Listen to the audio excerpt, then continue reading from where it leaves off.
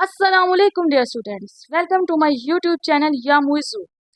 Students, आज की हम इस वीडियो में डिस्कस करेंगे एल्डो टेट्रोज को और एल्डो पेंटोज को। आइए हम अपना लेक्चर स्टार्ट करते हैं। First of all, Aldo tetrose किसे कहते हैं? स्टूडेंट्स, अगर आप इस लफ्ज़ पर, इस वर्ड पर गौर करें तो ये दो वर्ड्स का कम्बिनेशन है, एल्डो और टेट्रोज। एल्डो मतलब क्या है कि इसके अंदर एल्डिहाइडिक फंक्शनैलिटी है, यानी इसमें एल्डो ग्रुप पाया जाएगा। और टेट्रोज का क्या मतलब है कि एक ऐसा कंपाउंड है जिसके पास 4 कार्बन के एटम्स मौजूद हैं।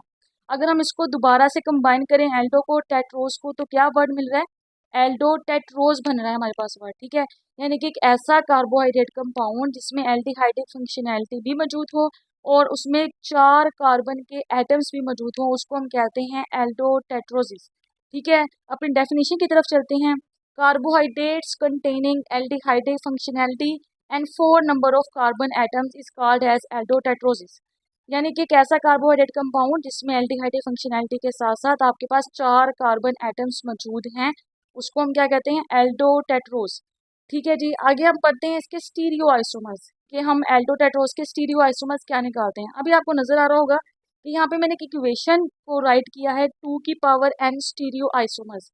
इस इक्वेशन के जरिए हम किसी भी मोनोसेकेराइड के आप कहते हैं कि हम स्टीरियो आइसोमर्स को निकाल सकते हैं।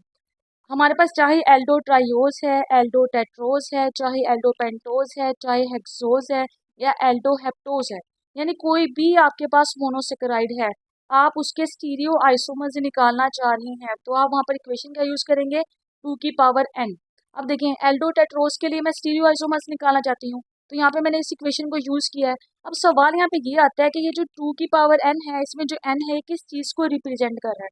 स्टूडेंट्स, n यहाँ पे रिप्रेजेंट कर रहा है नंबर ऑफ कायरल कार्बन्स को जो उस कंपाउंड में प्रेजेंट है। ठीक है जी, अभी देखें जैसे एल्डोटेट्रोज में 2 कायरल कार्बन होते हैं, ठीक है, ये 4 कार्बन वाला कंपाउंड होता है एल्डोटेट्रोज, ठीक है, और इसमें 2 कायरल कार्बन है। ठीक है, तो 2 की पावर 2 लूंगी, यहाँ पे n की जगह पे 2 आ जाएगा।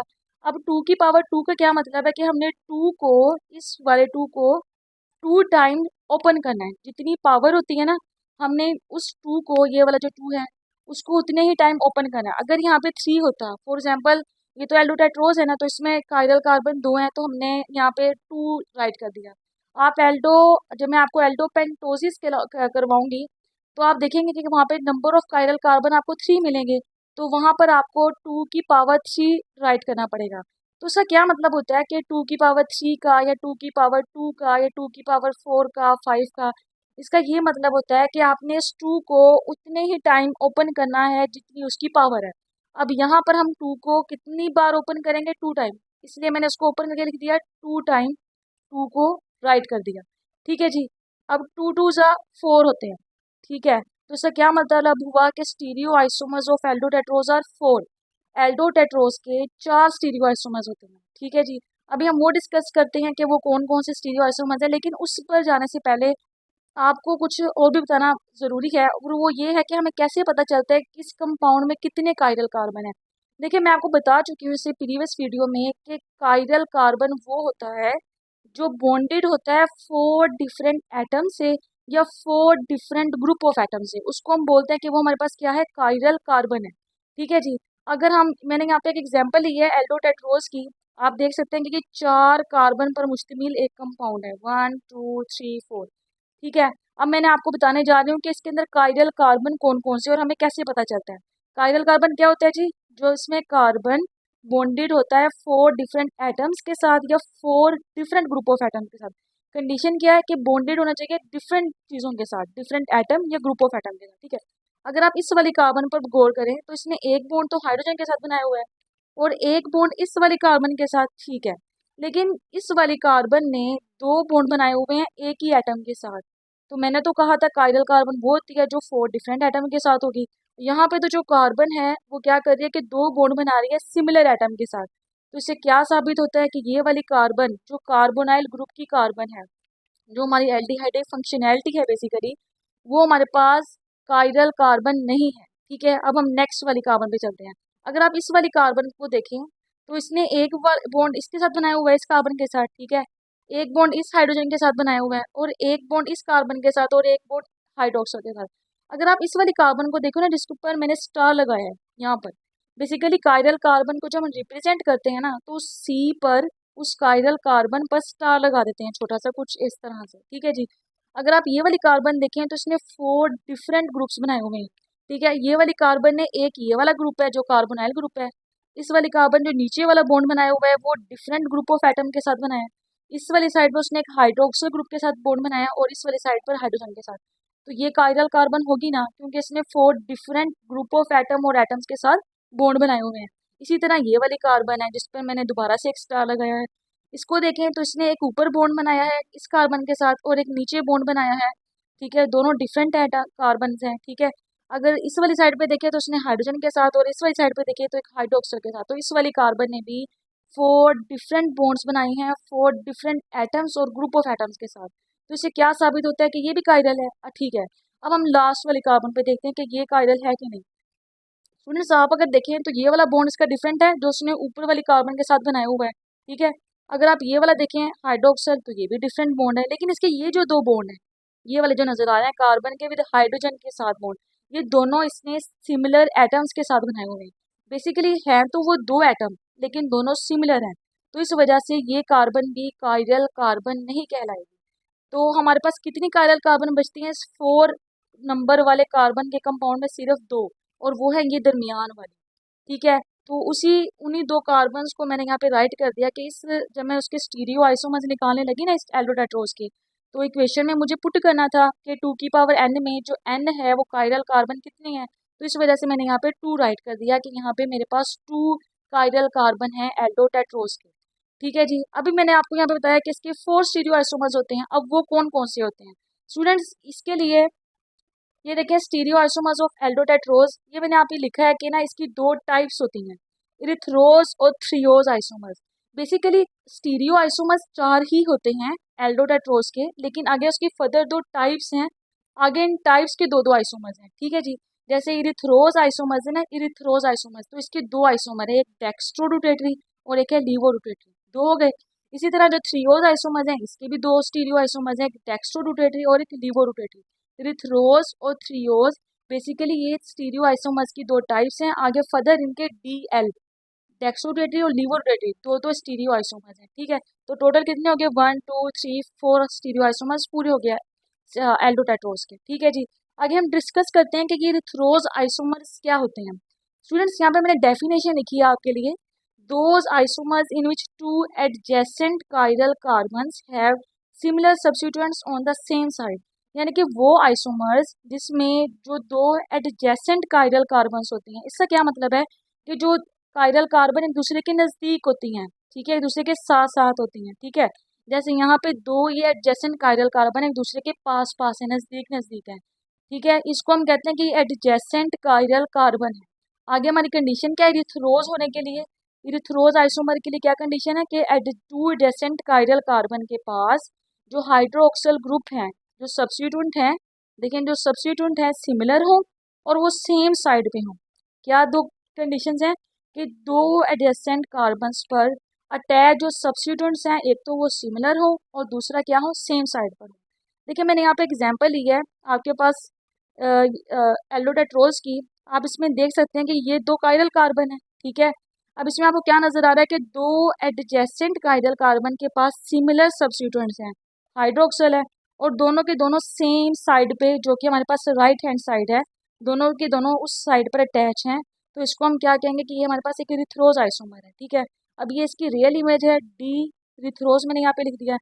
अब मैंने एक मिरर प्लेस किया, मिरर में आपको पता है कि हम किस लिए ले रहे हैं, ताकि हम इसकी लीवो इरिथ्रोज को देख सकें। ठीक है, यानी कि जो उसकी मिरर इमेज है उसको देख सकें। जब मैंने मिरर रखा दरमियान में तो मुझे नज़र आया कि जो उसकी मिरर इमेज है उसमें क्या है कि ये जो दोनों हाइड्रोक्सिल ग्रुप जो कि डेक्स्ट्रो रोटेटरी में राइट हैंड साइड पे थे वो लेफ्ट हैंड साइड पे चले गए मिरर इमेज में, और जो hydrogen group dextrorotatory erythrose में लेफ्ट हैंड साइड पे थे वो मिरर इमेज में मुझे राइट हैंड साइड पे नजर आ रहे हैं। सॉरी, हाँ जी, राइट हैंड साइड पे नजर आ रहे हैं। ठीक है, तो इससे क्या साबित होता है कि ये डेक्स्ट्रो रोटेटरी और ये लीवो रोटेटरी इरिथ्रोज, ये दोनों हमारे पास क्या है, स्टीरियो आइसोमर्स हैं इरिथ्रोज आइसोमर्स के। ठीक है, ये दोनों क्या है, इरिथ्रोज आइसोमर्स की आपके पास टाइप आ जाती हैं, जिसमें मैंने कहा क्या कहा है कि 2 एडजेसेंट कायरल कार्बन के पास सिमिलर सब्स्टिट्यूएंट हो ऑन द सेम साइड पे, उसको मैंने एग्जांपल से आपको बताया।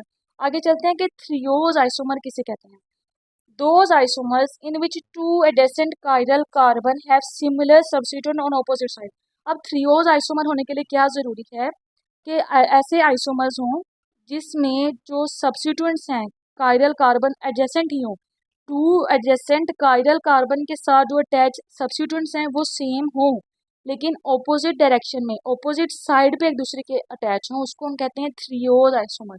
एग्जाम्पल से देख लेते हैं। ये आपके सामने एक एल्डोटेट्रोज है, लेकिन आप इसमें फ़र्क देखें कि इसमें एक हाइड्रोक्सिल ग्रुप एक तो इस वाली कार्बन के पास वो है लेफ्ट हैंड साइड पे, और इस वाली कायरल कार्बन के पास आप देखेंगे तो जो हाइड्रोक्सिल ग्रुप है वो राइट हैंड साइड पर है। ठीक है जी।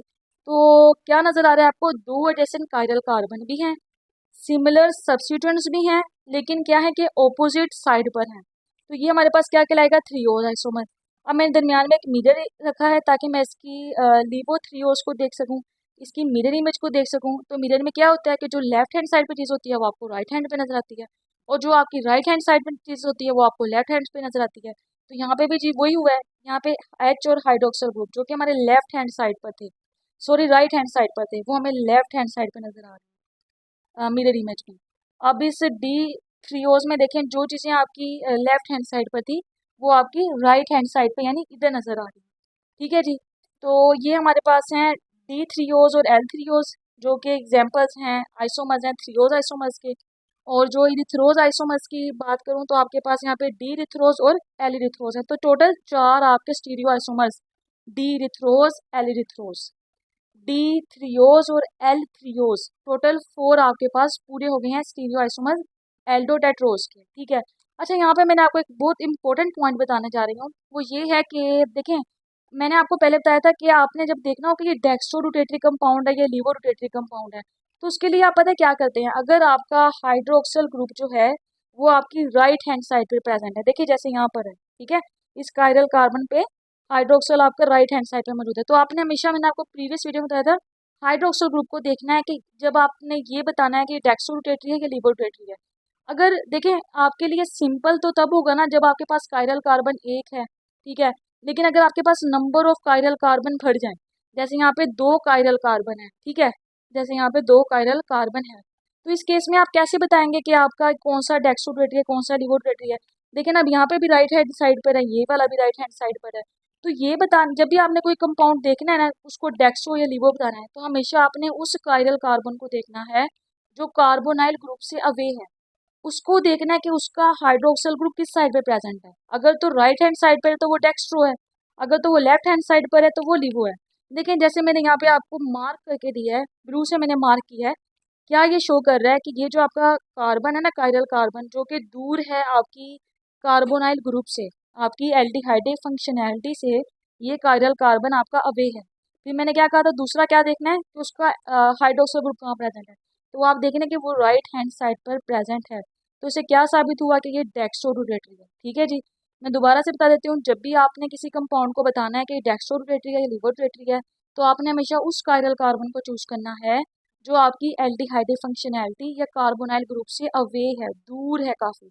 अब देखें, इस 4 कार्बन वाले कंपाउंड में जो सबसे दूर कार्बन है ना, वो ये वाली बनती है। ठीक है, देखना आपने कायरल कार्बन को ही है। अभी आप लोगों को ये लगेगा कि मैंने इस वाली कार्बन को क्यों नहीं देखा, तो मैं आपको बता चुकी हूँ कि ये कार्बन कायरल नहीं है। हमने हमेशा कायरल कार्बन को देखना है, एक चीज, जब आपने बताना है कि डेक्सोरोटेटरी है, लिवोरोटेटरी है, ठीक है। दूसरा आपने क्या देखना है कि उसका हाइड्रोक्सिल ग्रुप कहाँ प्रेजेंट है। ये कायरल क्यों नहीं है, क्योंकि इसने 2 सिमिलर एटम के साथ 2 बॉन्ड बनाए हुए हैं। ठीक है, अगर ये भी 4 डिफरेंट एटम्स या ग्रुप ऑफ एटम के साथ बॉन्ड बना लेती तो हम इसको भी कायरल कह देते हैं, लेकिन ये कायरल नहीं है, क्योंकि इस केस में इसने 2 एटम्स के साथ, 2 सिमिलर एटम के साथ 2 बॉन्ड बनाए हुए हैं। ठीक है जी। अब आपको समझ आ गया होगा कि हमने कैसे बताना है कि ये कंपाउंड डेक्सोरोटेटरी या लिवोरोटेटरी है। असल चीज़ क्या है पता है, आपको ना डेक्सोरोटेटरी बताना आना चाहिए। ठीक है, जब आपको वो बताना आ जाता है ना, तो उसका जो लिवो स्ट्रक्चर होता है ना, लिवो रोटेटरी स्ट्रक्चर, वो आपके लिए बताना आसान हो जाता है, क्योंकि लिवो में तो इजी होता है ना कि जो चीज़ लेफ्ट हैंड साइड पर है वो राइट हैंड पे आ जाएगी, और जो हमारे पास रियल इमेज में राइट हैंड साइड पे चीज़ें मौजूद हैं, जो ग्रुप मौजूद हैं, वो मिरर इमेज में लेफ्ट हैंड साइड पर आ जाएंगे। तो ये जी, ये था हमारा एल्डोटेट्रोज क्या होते हैं।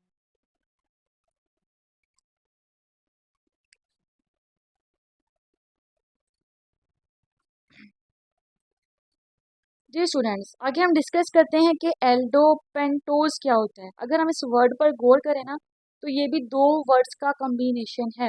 एल्डोपेंटोज क्या मतलब हुआ कि एक ऐसा कंपाउंड जिसमें एल्डो यानी एल्डिहाइडिक फंक्शनैलिटी भी मौजूद हो, और पेंटोज यानी कि 5 कार्बन, पेंटोज मतलब 5 कार्बन भी प्रेजेंट हो, तो उसको हम क्या कहते हैं, एल्डोपेंटोज। तो इसकी डेफिनेशन क्या होगी, carbohydrates containing aldehydic functionality and 5 number of carbon atoms is called aldopentose। ये इसकी डेफिनेशन है। आगे हम इसके स्टीरियो आइसोमर्स कैसे निकालेंगे, 2 की पावर n स्टीरियो आइसोमर्स इस वाली इक्वेशन से।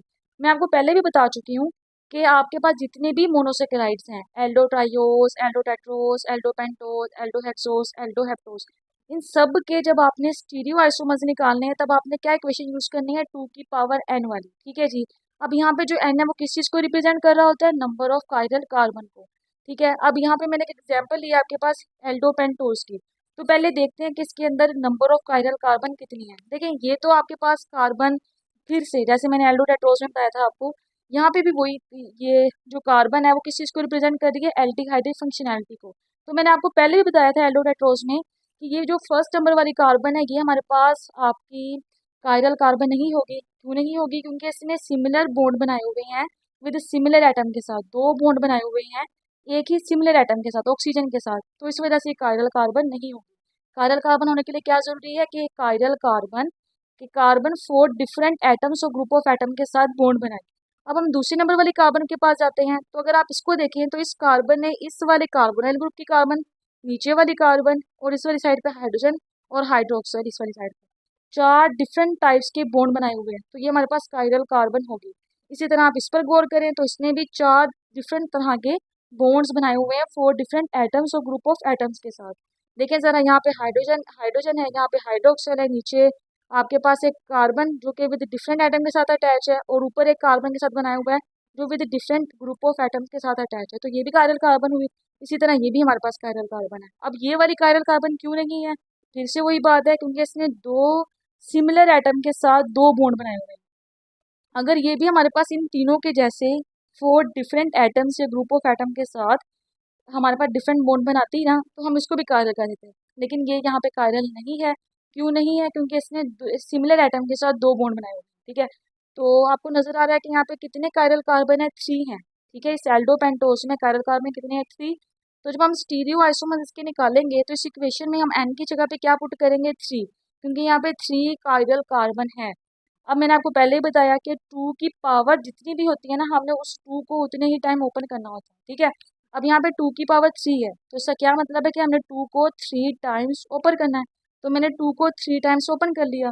अभी आप इसको मल्टीप्लाई करेंगे तो आपको पता चलेगा कि ये 8 के इक्वल आता है। 2 टू ज़ा 4, 4 टू ज़ा 8। तो इससे क्या पता चलता है, एल्डोपेंटोज के आपके पास स्टीरियो आइसोमर्स कितने हुए, 8। आपके पास एल्डोपेंटोज के 8 स्टीरियो आइसोमर्स होते हैं। ठीक है। जैसे एल्डो टेट्रोज मैंने आपको बताया था ना कि 4 स्टीरियो आइसोमर्स कैसे होते हैं उसके, 2 की पावर 2 से। तो यहाँ पे हमने 2 की पावर 3 ली है, क्योंकि यहाँ पे नंबर ऑफ कायरल कार्बन कितने थे, 3। ठीक है जी। अब यहाँ पे जो इसके 8 स्टीरियो आइसोमर्स हैं उसकी फर्दर टाइप्स हैं। ठीक है। पहले सुने, राइबोज, अरेबिनोज, जाइलोज और लाइजोज। ठीक है। ये इसकी 4 टाइप्स हैं स्टीरियो आइसोमर्स की। आगे इनकी फर्दर टाइप्स होती हैं डी और एल। ठीक है। जैसे राइबोज है तो इसके 2 स्टीरियो आइसोमर्स होंगे, एक डी होगा और एक एल होगा। इसी तरह रेबिनोज के भी 2 स्टीरियो आइसोमर्स होंगे, एक डी और एक एल। इसी तरह हमारे पास जाइलोज के भी 2 स्टीरियो आइसोमर्स होंगे, एक डी और एक एल। और लाइजोस जो लास्ट वन है, इसके भी 2 स्टीरियो आइसोमर्स होंगे, एक डी और एक एल। तो अब टोटल देखें तो दो ये 4 और 2 ये 6 और ये 2 8, यानी आपके पास टोटल जो 8 स्टीरियो आइसोमर्स थे एल्डोपेंटोज के वो कंप्लीट हो चुके हैं। अभी हम देखते हैं कि ये कौन कौन से आइसोमर्स हैं। ठीक है। उनके स्ट्रक्चर्स देखते हैं हम बेसिकली, राइबोस का, रेबिनोज का, जाइलोज और लाइजोस का। ठीक है जी। ये मैंने आपके सामने स्ट्रक्चर्स ड्रा कर दिए हैं। ये जितने भी आपके पास स्ट्रक्चर्स हैं ये सब मैंने आपको डेक्स्ट्रो रोटेटरी स्ट्रक्चर दिखाए हैं। ठीक है। इसके बाद हम लिवो रोटेटरी को भी डिस्कस करते हैं, लेकिन पहले आप डेक्स्ट्रो रोटेटरी स्ट्रक्चर्स को डिस्कस करें। ठीक है। डी रेबिनोज है। ठीक है। इस स्ट्रक्चर पर अगर आप गौर करें तो देखिए, पहली वाली जो कार्बन है वो आपके पास एल्डिहाइड फंक्शनैलिटी को कर रही है रिप्रेजेंट, और जो लास्ट वाली कार्बन है ये क्या है, CH2OH। तो ये सब में सेम है। देखिए, ये पहली और लास्ट वाली कार्बन क्या क्या है जी, एल्डिहाइड ग्रुप और CH2OH, जैसे इसके पास था। ठीक है। इधर भी ऐसी है, एल्डिहाइड फंक्शनैलिटी और CH2OH। हम डी जाइलोज में देखते हैं तो इसमें भी ऐसी है, पहले वाली एल्डिहाइड फंक्शनैलिटी और एंड वाली CH2OH है। ठीक है जी। अब हम बाकी 3 जो कार्बन है ना, इसके अंदर जो हाइड्रोक्सल और हाइड्रोजन की पोजीशन है ना, वो डिफरेंट कर रही है। जो वो डिफर है ना, वो उसकी वेरिएशन की वजह से ही आपके पास ये 4 तरह के स्टीरियो आइसोमर्स बन जाते हैं एल्डोपेंटोज के।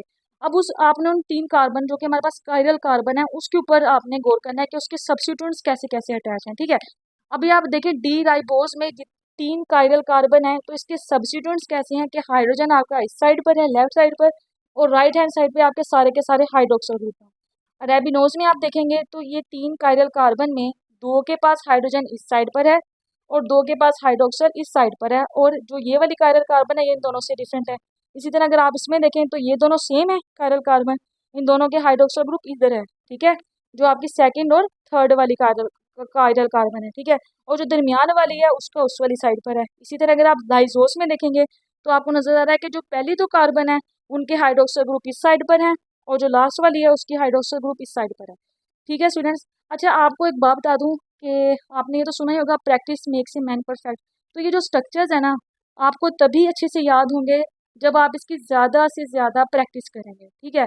लेकिन हम देखते हैं कि हम इसको कैसे आसान बना सकते हैं। आपकी आसानी के लिए मैं आपको बताती हूँ, डी राइबोस और डी लाइजोस ये दोनों एक दूसरे के बिल्कुल ऑपोजिट बनते हैं। ठीक है।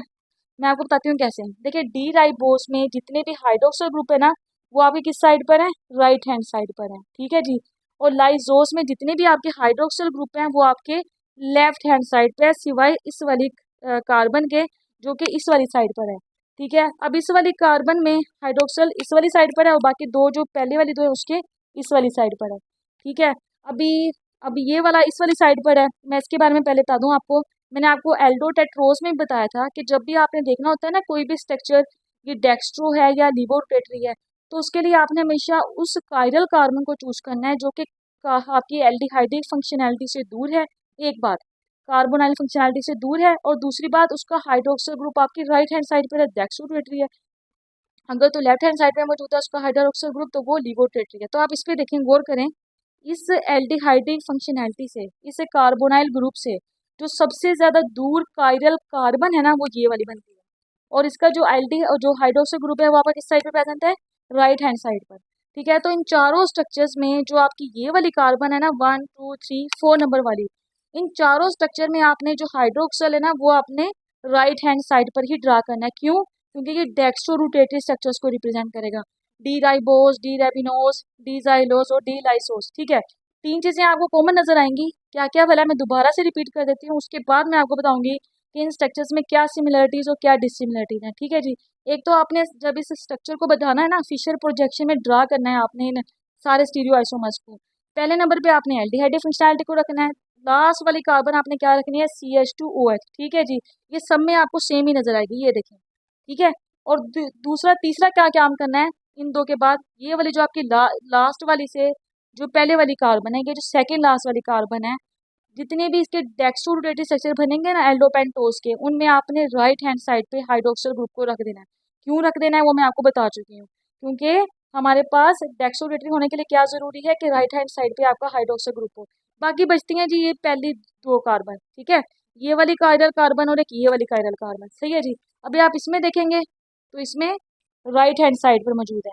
अगर आप इसमें देखेंगे तो डी लाइजोस में आपकी लेफ्ट हैंड साइड पे हाइड्रोक्सल ग्रुप मौजूद है। तो इससे क्या साबित होता है कि डी राइबोस और डी लाइजोस एक दूसरे के ऑपोजिट हैं। डी राइबोस में आपके जो हाइड्रोक्सल ग्रुप है वो राइट हैंड साइड में मौजूद है, कायरल कार्बन के पहली 2 जो हैं। ठीक है। बाकी तो मैंने आपको बता दी ना सिमिलरिटीज कौन सी हैं, उसके अलावा जो है। और डी लाइजोस में क्या है कि आपके जितने भी हाइड्रोक्सल ग्रुप है वो आपकी लेफ्ट हैंड साइड पे है, डी रेबिनोस में राइट हैंड साइड पे। ठीक है जी। अब आप इस पे गौर करें अरेबिनोस और जाइलोस पर। इस वाली इसमें देखें तो ये जो कायरल कार्बन है डी रेबिनोस में पहली 2 कायरल कार्बन, ठीक है, इसमें ऑपोजिट साइड में ऐसे प्रेजेंट है, और इसमें डी लाइजोस में आपके इस वाली साइड पे प्रेजेंट है। ठीक है। ऐसे आपको थोड़ी मुश्किल होगी कि हम इसको ऐसे ड्रा करें या ऐसे, आप कंफ्यूज होकर गलत ड्रा कर बैठेंगे। तो इसका भी एक तरीका है। देखिए डी रेबिनोस में गौर करें कि जो लास्ट वाली 2 कार्बन है ना, उनके हाइड्रोक्सल ग्रुप आपके लेफ्ट हैंड साइड पे, राइट हैंड साइड पे मौजूद है, सॉरी। ठीक है जी। और जो आपकी डी जाइलोज है, इसमें आप देखेंगे तो जो आपकी लास्ट वाली 2 कायरल कार्बन है ना, उसमें ऑपोजिट साइड पर आपके हाइड्रोक्सल ग्रुप मौजूद है। ठीक है। तो थोड़ा ना मुश्किल होता है कि अगर हम ऐसे देखें ना तो हमारी राइट ये लेफ्ट ये बनती है, और अगर हम ऐसे होके देखें तो हमारी लेफ्ट ये वाली और राइट ये वाली बनती है। तो इसलिए थोड़ी कन्फ्यूजन हो जाती है आपको लेफ्ट हैंड साइड या राइट हैंड साइड पे बताते हुए। तो प्लीज़ ज़रा आप उसको नोटिस करते रहिएगा कि अगर मैंने अपनी इस वाली को राइट या इसको लेफ्ट कह दिया हो गलती से वीडियो में, या इसको राइट या इसको लेफ्ट, तो आप उसको थोड़ा सा खुद ठीक कर लीजिएगा, ठीक है। तो उम्मीद है आपको समझ आ गए होंगे जितने भी मैंने आपको डेक्सो रोटेटरी स्ट्रक्चर समझाई हैं आपके एल्डोपेंटोस के, ठीक है। अब लीवो रोटेटरी तो भैया आसान होते हैं, उसमें क्या होता है कि आपने एक मिरर प्लेस करना होता है उस रियल इमेज के आगे, ठीक है। अभी यहाँ पे आप एक मिरर प्लेस कर दें, आप इमेजिन कर लें कि यहाँ पे एक मिरर है बड़ा सा, ठीक है जी। इन चारों स्टीरियो आइसोमर्स के सामने एक बड़ा सा मिरर पड़ा हुआ है, ठीक है। मिरर में आपको पता है क्या होता है कि जो लेफ्ट हैंड साइड पे चीज़ होती है वो राइट हैंड पे चली जाती है, जो राइट हैंड पे होती है वो चीज़ लेफ्ट हैंड साइड पे चली जाती है। तो लीवो रोटेटेड स्ट्रक्चर बनाना आपके लिए कदरे आसान होता है, ठीक है जी। अभी देखें जो यहाँ पे हाइड्रोक्सिल ग्रुप इस वाली साइड पे प्रेजेंट थे डेक्स्ट्रो रोटेटेड स्ट्रक्चर में, जो आपके आपकी किस वाली साइड पे प्रेजेंट थे, राइट हैंड साइड पे। लीवो रोटेटरी में वो सब के सब राइट हैंड साइड पे आ जाएंगे। सॉरी फिर से वही, जो आपके यहाँ पे डेक्स्ट्रो रोटेटरी में जितने भी आपके सब्स्टिट्यूएंट्स जो आपके राइट हैंड साइड पे प्रेजेंट थे वो आपके लेफ्ट हैंड साइड पे आ चुके हैं, ठीक है। इसी तरह आपके पास डी रेबिनोस और एल ए रेबिनोस आ जाएगा, ठीक है। इसी तरह आप डी जाइलोस का एल जाइलोस बना लेंगे और डी लाइजोस का एल लाइजोस बना लेंगे। ये डी और ये एल किस चीज़ को रिप्रेजेंट करें, डेक्स्ट्रो रोटेटरी और लीवो रोटेटरी। तो स्टूडेंट्स आज की वीडियो में हमने क्या डिस्कस किया है, एल्डोपेंटोस को और एल्डोटेट्रोस को, उनके फर्दर स्टीरियोआइसोमर्स को और उनके डीएस स्ट्रक्चर्स को कैसे बनते हैं, ठीक है। तो यहाँ पे हमारा लेक्चर एंड होता है।